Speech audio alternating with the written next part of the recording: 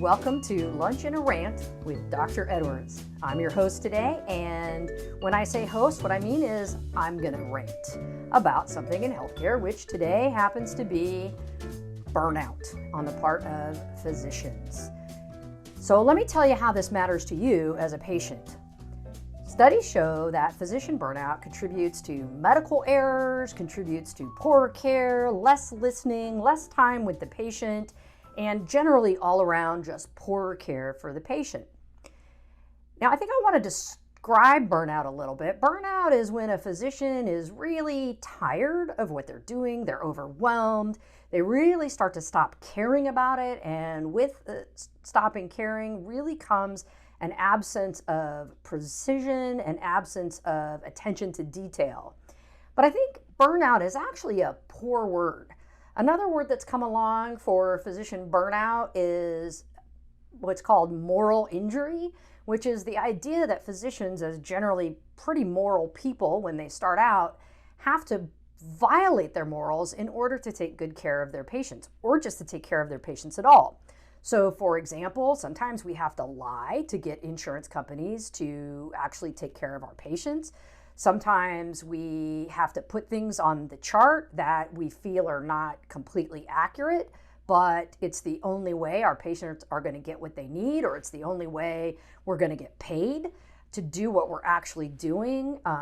There's this idea of chart inflation, which is where we write things on the chart to make the patient seem sicker than they are. And this is all actually really encouraged by the system and the way it works, because insurance companies are trying very hard not to pay us for the care. So they're taking money for our services, and then they're not paying us for those services.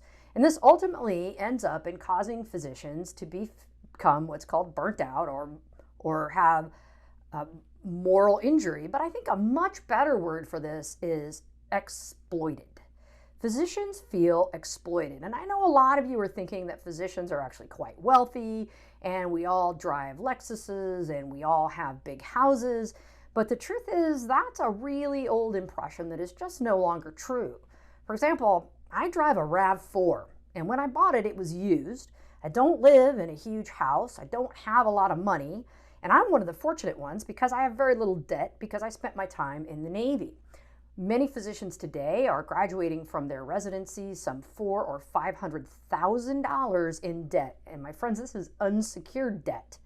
So they essentially have to take whatever job comes to hand. And the jobs that are coming to hand, specifically in hospital medicine, but really specifically in emergency medicine, which is where I started, are all corporate jobs. And these are jobs that have venture capital in them or equity. And so equity management firms, what they're trying to do is make money off of those physicians. And so they start treating the physicians like they're factory machines and patients are widgets. And doctors are supposed to get those widgets through as quickly as possible to generate as many RVUs, which are relative value units, which are what they get paid for, to generate as many of those as possible so they can bill the insurance company as many RVUs as possible.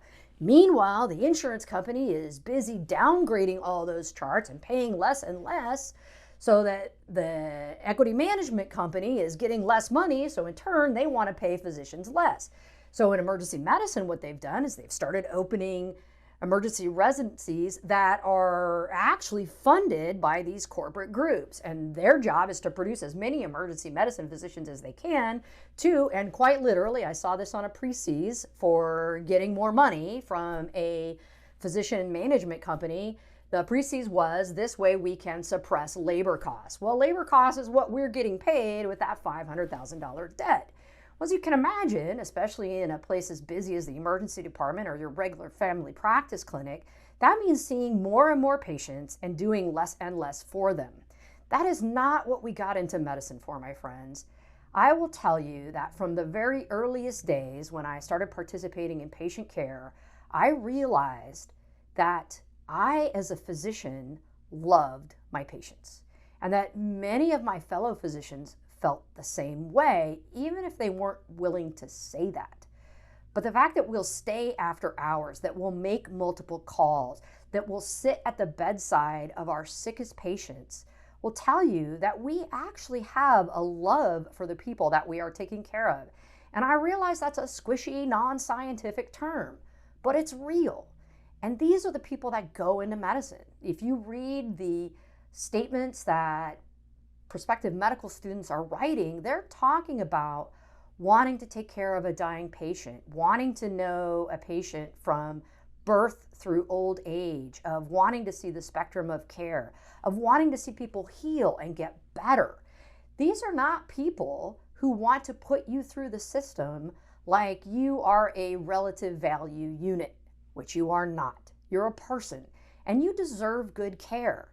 But the system, the way it's structured today, is not going to give you good care. And I think you know that. I think you've experienced it. You've been in the doctor's office where you sat there waiting an hour for a very busy physician to see you spend 12 and a half minutes with you at best, not listen to you, throw a prescription at you, and run out of the room to try to keep up. And unfortunately, that's happening everywhere. That's not just in family practice. That's not just in internal medicine. That's not even just in emergency medicine or urgent care. That's happening to the specialists, the dermatologists, the ophthalmologists. Everybody is getting more and more squeezed for time. And that's because the insurance companies that are taking your money for our care are refusing to pay us for it. And even when we do get paid for it, there's an equity company coming in there and taking that money away as profit. That doesn't help you, that doesn't help me, and that doesn't help the hospitals. If you want to know more about this, there's a great deal on the intrusion of venture capital and equity management into medicine. And the American Academy of Emergency Medicine is actually filing suit against Envision for doing corporate medicine here in California. And I think you want to know about this because this impacts your care. If you would like to say something about this, please comment below. If you have questions, write them in the comments, email me, text me, let me know.